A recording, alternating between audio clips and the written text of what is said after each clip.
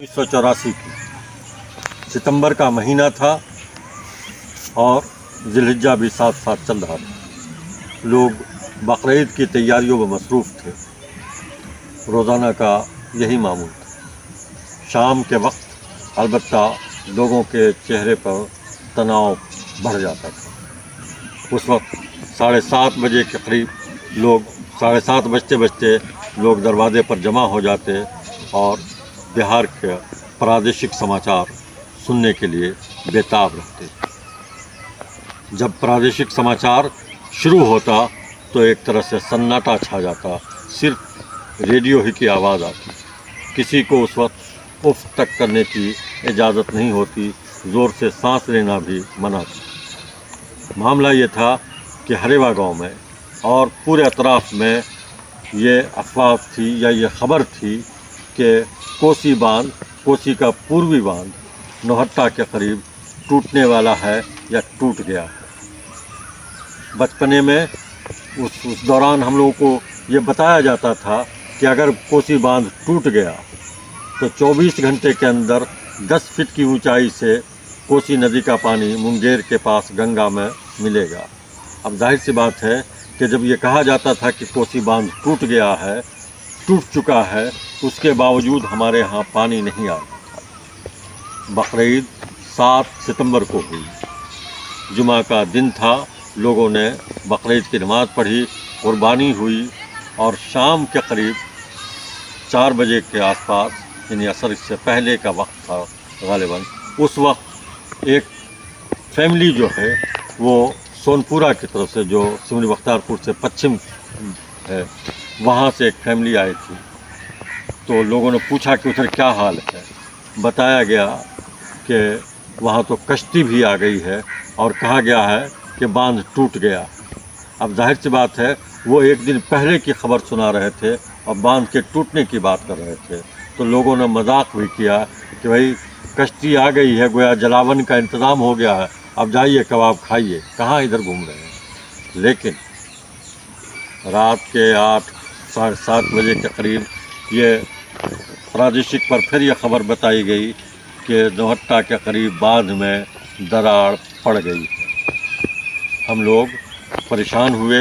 रात 10 बजे के करीब मैं जहाँ पर खड़ा हूँ, कुछ इसी तरफ आकर के हम लोगों ने इसी दक्षिण के रुख होकर के देखा और उस वक्त पाशा वली आज़म साहब, उवैस अहमद साहब और उवैस आलम साहब, मेरे वालिद मुकर्रम नसीमुद्दीन साहब और इस तरह से गांव के बहुत सारे लोग जो वो इधर आकर के नज़ारा कर रहे थे। तो मालूम हुआ कि देखते ही देखते सामने के जो धान का जो हरा भरा खेत था वो सब सफ़ेद चांदी में बदलता हुआ नज़र आ रहा है। रात के 10:30 बजते गांव के पश्चिम से चिल्लाने की, चीखने की आवाज़ें आने लगी और मालूम हुआ कि सैलाब आ गया है। हम लोग जब तक वापस होते तो मालूम हुआ कि बहुत ही करीब आ गया है सैलाब, यानी गांव पर सैलाब चढ़ गया है। जाहिर सी बात है कि दूसरे सुबह होते होते गांव को चारों तरफ से न सिर्फ सैलाब ने घेर लिया था, बल्कि गांव का एक बड़ा हिस्सा भी उस सैलाब में डूब गया था। यहाँ तक कि सन 1954 में जिस इलाके पर जहाँ पर वो क्रॉस कराया गया था पानी, उत्तर और दक्षिण से पानी को मिलाने के, और ये रिकॉर्ड कायम करने की बात हुई थी कि 1954 में हरेवा गांव से पानी ने क्रॉस किया है, वहाँ पर 10-10 फीट से ज़्यादा पानी जमा हो गया था। हर तरफ से यानी अफरा तफरी का आलम था। गांव में सिर्फ 9 आंगन ऐसे थे जो खुश्की के रास्ते से एक दूसरे से जुड़े हुए थे, बाकी कुल सिर्फ 17 आंगन थे जो खुश्क थे, यानी उसमें उन आंगनों में पानी नहीं गया था।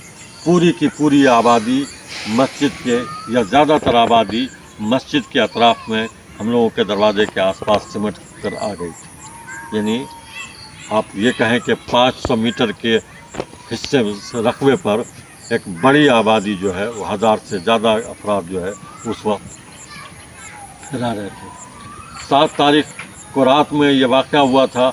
8 तारीख को हरेवा से एक भी शख्स बाहर नहीं निकला, यानी सिर्फ इधर को सलखुआ की तरफ बाबा वगैरह गए थे और दूसरे लोग गए थे वो बांध देखने के लिए कि क्या नहर के पास उस बांध को तोड़ा जा सकता ताकि सैलाब जो है वहाँ से तेज़ी से निकल सके। लेकिन उस बांध के जो दक्षिण के लोग थे हरपुर वगैरह के, उन लोगों ने आकर के बंदूकें तान दी थी। गोया वहाँ से ये लोग वापस आए किसी तरह से जान बचा करके कश्ती ली, और तब तक सैलाब का बहुत ही भयानक रूप सैलाब ने वो कर लिया था। जब वो लोग आए तो इत्तेफाक से सलखुआ कुपरिया स्टेशन के पास और सलखुआ बाज़ार के ढाला के पास एक बहुत ज़ोर का धमाका हुआ, और मालूम ये हुआ कि जो पटरी, ट्रेन की पटरियां जो दो एक दूसरे को जोड़ती थी और वहाँ पर से अलग हो करके दो लाइन जाती थी स्टेशन की तरफ, वो दोनों पटरियाँ उखड़ करके, और बाद में जब हम लोगों ने उन पटरियों को देखा था तो वो दोनों पटरियाँ एक तरह से मुड़ गई थी। यानी इतना ज़ोरदार धमाका हुआ था, सैलाब ने इतना ज़्यादा उसको मुतासिर किया था। उसके बाद फिर जब हम सिमरी बख्तियारपुर और कुपरिया स्टेशन के बीच में तकरीबन 8 मकामात पर रेलवे में टूट हुई थी, और वहाँ पर जो बहुत बड़े बड़े गड्ढे हो गए थे, इतने बड़े गड्ढे कि उसको भरने में महीनों लग गए। यहाँ तक कि अक्टूबर नवंबर में उसको जो रेलवे लाइन था उसके बगल से बाज़ाब्ता एक आर्जी तौर पर एक ट्रैक निकाला गया था, और वो अभी भी हमारे गांव से पूरब की तरफ जो रेलवे लाइन है वहाँ पर साल से ज़्यादा का अरसा लग गया था उसको भरने में, यानी रेलवे ट्रैक को ठीक करने में। वो आर्जी तौर पर ही एक नई रेलवे लाइन से यानी बगल से उसको निकाला गया था। उस दौरान जब 8 तारीख को गांव से लोग बाहर नहीं निकले तो इलाके के जो बाज़ यानी पूरब की तरफ जो अपने रिश्तेदार, नाते रिश्तेदार वगैरह थे, उन लोगों को ये लगा कि शायद पूरा का पूरा गांव तबाह हो गया है, कुछ भी नहीं बचा है।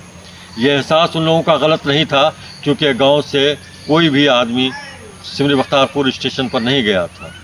लेकिन 9 तारीख को जब यहाँ से कुछ लोग गए अलग अलग गांव, जैसे पहलाम गए थे, इटहरी गए थे, पहाड़पुर गए थे और सरवेला की तरफ गए थे, तब मालूम हुआ कि हरेवा गांव अल्लाह के करम से महफूज है। बस ये है कि सैलाब ने चारों बगल से बहुत ज़्यादा ख़तरनाक अंदाज में घेरा हुआ है, और वैसे भी कम पानी भी आता था तब भी हरेवा जो है वो टापू की तरह हो जाता था। लेकिन उस दौरान बहुत कम जगह बची थी लोगों के रहने के लिए, घर वगैरह बहुत ज़्यादा तबाह हुए थे। यानी मिट्टी के जो घर थे उसमें सिर्फ मेरा यानी मेरे बाबा दादा का बनवाया हुआ जो मिट्टी का घर था वो महफूज था। एक मिट्टी का घर और है जो अभी भी है, सलामत है, वो भी महफूज रहा आखिर दादा का। इसके अलावा तकरीबन जिस मिट्टी के भी घर को 1984 के सैलाब ने छुआ था या वहाँ तक आया था, वो मिट्टी का घर मुनहदिम हो गया था। बहरहाल जब पानी थमा तो मैं जहाँ पर अभी खड़ा हुआ हूँ बागीचे का हिस्सा है, और इसी तरफ इसके दाहिने हिस्से में हमारी पुरानी गाछी का हिस्सा है।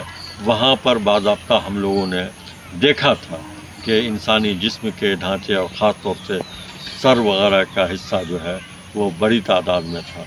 कितने लोग मारे गए थे उसका अंदाज़ा हम लोगों को नहीं है, और लेकिन ये है कि बड़ी तादाद में यानी जानी नुकसान हुआ था। बहरहाल ये किस्सा था कोसी के उस तांडव का जिसे सहरसा और ख़ास तौर से सिमरी बख्तियारपुर और सलखुआ ब्लॉक, नौहट्टा ब्लॉक के लोगों ने 1984 में झेला था। इत्तेफाक से ये कोई कुदरती आफत नहीं थी। आज भी लोग कहते हैं कि ये इंसान ने इतनी बड़ी आफत को बनाया था, यानी जिनके ज़िम्मे बांध को बांधने, उसकी हिफाजत करने की ज़िम्मेदारी थी, उन्होंने ही ये सब खेल खेला था। बहुत सारे लोग कहते हैं कि कोसी जो है वो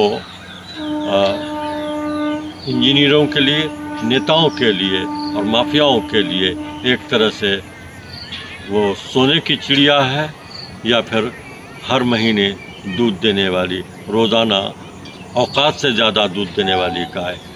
اور اسی لیے اس کو کوسی کی تراجدی کو یعنی آپدا میں افسر کو لوگ اس کا استعمال کرتے. یہ کوسی کی ٹریجڈی تھی جس کو ہم لوگوں نے بچپنے میں دیکھا تھا، جھیلا تھا، اور آپ لوگوں کے سامنے اس کو پیش کیا. آپ لوگوں نے دیکھا. اسفل لین پر آنے کے لیے ایک بار پھر بہت بہت شکریہ.